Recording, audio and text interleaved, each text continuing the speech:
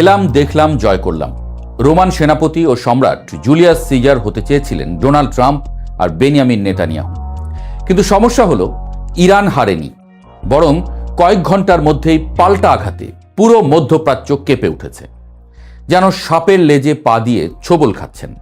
আজকের এক্সপ্লেইনারে আমরা জানব ইরান যুদ্ধের আসল কৌশল, সহজ জয়ের ভুল হিসাব, আর কেন এই যুদ্ধ শেষ পর্যন্ত উল্টো ফল দিতে পারে।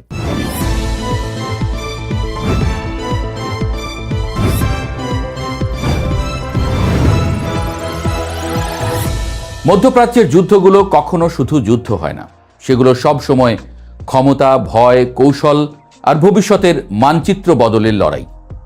ইরানে যুক্তরাষ্ট্র ও ইসরায়েলের সাম্প্রতিক হামলাও ঠিক তেমনই একটি অধ্যায়।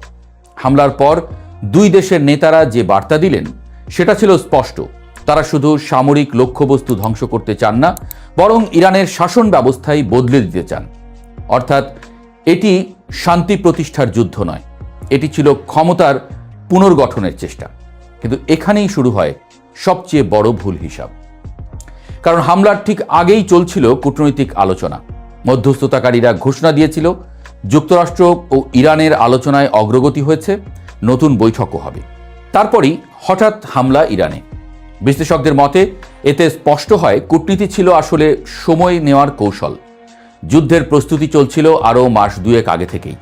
ওয়াশিংটন ও তেল আবিব সম্ভবত ভেবেছিল দ্রুত আঘাত করে ইরানের নেতৃত্বকে ধ্বংস করলে দেশটি ভেঙে পড়বে।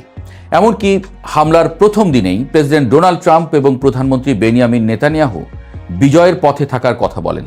কিন্তু বাস্তবতা সিনেমার স্ক্রিপ্ট নয়। আবার বলতে পারেন ভাগ্যও তাদের সহায় হয়নি।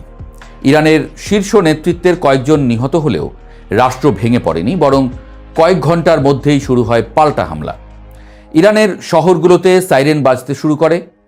শুধু তাই নয়, একই সঙ্গে ইরাক, কাতার, বাহরাইন, সংযুক্ত আরব আমিরাত এবং সৌদি আরবে যুক্তরাষ্ট্রের সামরিক ঘাঁটি লক্ষ্য করে ছোঁড়া হয় ব্যালিস্টিক ক্ষেপণাস্ত্র, ড্রোন।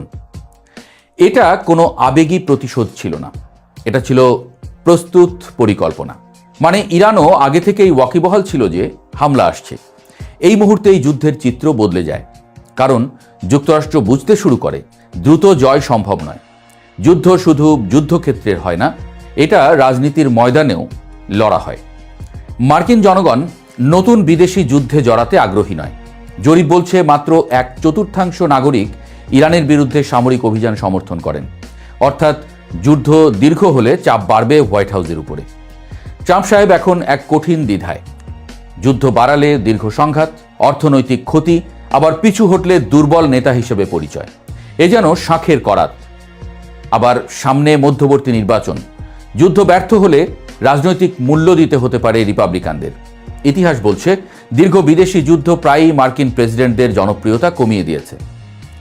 আচ্ছা, কেন সহজ জয় ছিল ভুল ধারণা? প্রথমে বলি, ইরান ইরাক বা আফগানিস্তান নয়। দেশটির সামরিক কাঠামো তৈরি হয়েছে দীর্ঘমেয়াদী প্রতিরোধ যুদ্ধ মাথায় রেখে।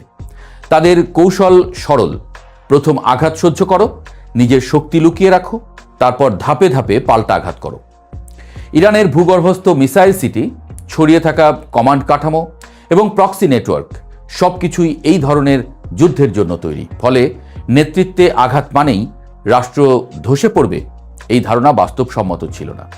বরং প্রতিটি হামলা আঞ্চলিক সংঘাতকে আরও বিস্তৃত করেছে। রকেট হামলা, উপসাগরীয় অঞ্চলে উত্তেজনা, তেলের রুট হুমকির মুখে। সব মিলিয়ে যুদ্ধ এখন শুধু ইরান ইসরায়েল সীমানায় আটকে নেই। বিশ্বের প্রায় 20 থেকে 30% জ্বালানি সরবরাহ হয় হরমুজ প্রণালী দিয়ে। ইরান ও তেলের ত্রুটি চেপে ধরেছে ভালোভাবেই। তাহলে যুদ্ধ শুধু সামরিক থাকবে না, অর্থনৈতিক সংকটে পরিণত হবে। তেলের দাম বাড়বে, বিশ্ববাজার কাঁপবে, চাপ বাড়বে পশ্চিমা দেশগুলোর উপরে। বিশ্লেষকদের মতে যুদ্ধ দ্রুত শেষ হওয়ার সম্ভাবনা কম। তাহলে বের হওয়ার পথ কি? একটা সম্ভাব্য দৃশ্যপট হলো রাজনৈতিক বিজয় ঘোষণা। অর্থাৎ বাস্তবে যুদ্ধ অমীমাংসিত থাকলেও সামাজিক মাধ্যমে বিজয় ঘোষণা দিয়ে আলোচনায় ফিরে যাওয়া। এটি নতুন কিছু নয়, আগের সংঘাতেও এমন কৌশল দেখা গেছে। কিন্তু সমস্যা হলো এবার তেহরান আগের মতো সহজে আলোচনায় ফিরবে না। দুবার আলোচনার সময় হামলার অভিজ্ঞতা তাদের অবস্থান আরও কঠোর করে তুলতে পারে। শেষ প্রশ্ন, এর উত্তর, কে আসলে লাভের খাতায়? যুদ্ধ শুরু হয়েছিল দ্রুত জয়ের আশায়, কিন্তু এখন চিত্র ভিন্ন।